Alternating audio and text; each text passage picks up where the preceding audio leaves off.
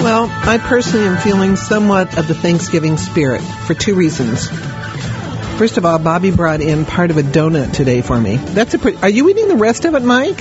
I actually brought in the whole donut and distributed it. I didn't bring in part of the donut. Yeah, but I took a little tiny bite, and Mike is scarfing up the rest. I was going to come back and get some more. I guess not. Is there saliva all over that? Did you spit on it? I have a friend who'll offer me a brownie, but just before he does that, he'll spit on it. Mikey, that's you, huh? No, less than that. Just a bite. Just a bite. That's my first reason. I'm Dr. Joy Browne, incidentally, if you're thinking, who is this glutton? Does she eat donuts? Not usually. This technically isn't a donut. It's a twist. Which... In bakery terms, actually call it a bow tie. A bow tie. Okay, but that's the number one reason that I'm feeling a little Thanksgiving. Is this, I've already started eating... That's the bow tie? That sounds like Botox. What is that? That sounds like someone... turkey farm. Got it. Okay. I thought it sounded like someone who had been caught in a wash machine. All right, so that was number one, that I'm already starting to eat junk early in the week. Number two, people have asked me what I'm doing for the holiday. I'm actually cooking. I know, alarming. Everybody's going, whoa! Can she cook? Oh, shut up, turkey. At least it's not a chipmunk. Number three. This is the good part. You guys will like this.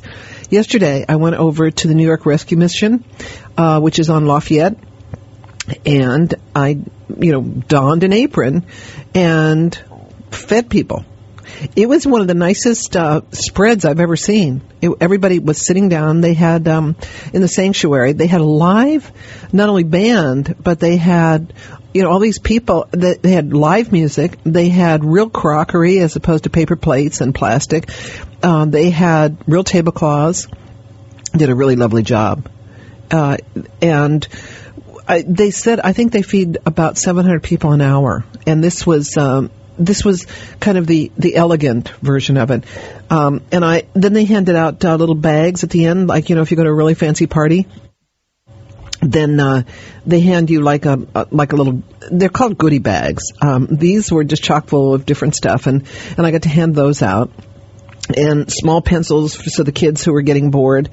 So it was really fun. Oh, there was one woman, God love her.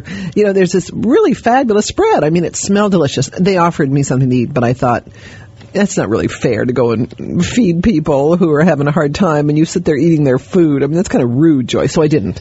But it did smell delicious. It looked beautiful. It was a lovely presentation. And they fed the traditional for the adults. And the kids had macaroni and cheese and chicken nuggets. And one of the women, I mean, it's a beautiful spread, it's beautifully served. It's not family style. Everybody gets their own plate, and they had real crockery and cups, and the whole thing was really very nicely done. And the woman said, I need macaroni and cheese. I said, well, your kid has it, and she's probably not going to eat all of it. No, I need my own. And I said, I'll see what I can do. I thought, I don't know. So much, no good deed goes unpunished. But they did a really nice job. And, one of the things about, as far as I'm concerned, the line in the sand between people who really get it and people who don't is when you're because, let's face it, charity always feels better to the donor than the recipient, right? It does. I mean, to say, I have enough that I can give something to you is a statement of power and strength. And to say I need is a statement of vulnerability. So, by definition, it always feels better to give than to receive. All right? The blessed part is something else, but it feels better. So it seems to me, if you're going to be the donor, that you have to make sure that you're doing it with a full heart and very nice manners, which means you don't slop food down in front of people, that you treat them with respect that as you'd want to be treated, remembering that it's much easier to do what you're doing than to do what they're doing. It's much easier to give than to accept it. And these people did such a nice job of that. The food was hot. It was beautifully presented. I mean, when's the last time that you were in something like that? I mean, here at the station, this isn't obviously a charity, I don't think. But we have paper cups. We don't have, who has crockery cups anymore? They have to be washed. They can be broken. This place did. So I was very impressed. And I will tell a secret that they gave me as a thank you, which was always embarrassing because I was really grateful to be there. They gave me a Starbucks coffee thing, a little thing of coffee and a mug, which is a very nice kind of goodie bag for me. And so I needed to get to the subway because I had to get uptown. And I said to a man on the street, I said, do you know where you catch the N? And he said, come on, follow me, I'll show you.